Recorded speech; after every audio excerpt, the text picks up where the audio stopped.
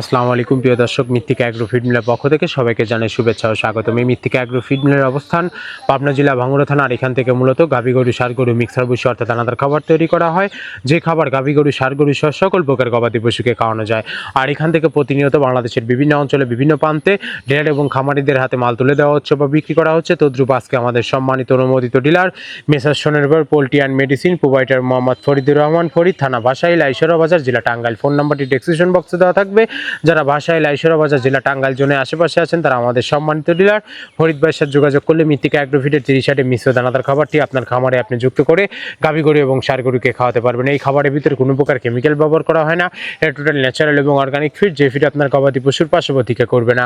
আমরা অনেক সময় দেখে থাকি যে খামার ব্যবস্থাপনায় গাভী গরু মেজের সমস্যা, গরু সঠিক সময় হিটে আসে না এবং সঠিক সময় হিটে আসে সেটা কনসেপ্টের সমস্যা হচ্ছে। এটা মূলত ভেজাল দানাদার খাবারের জন্য হয়ে থাকে।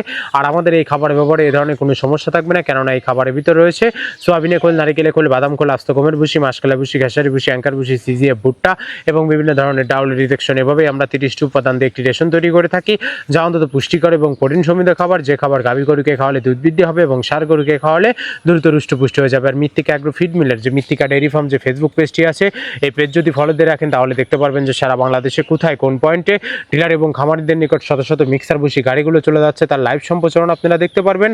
আর মৃত্তিকা অ্যাগ্রো ফিড মিল থেকে একদম সহজ শর্তে সারা বাংলাদেশে ডিলার নিয়োগ চলছে।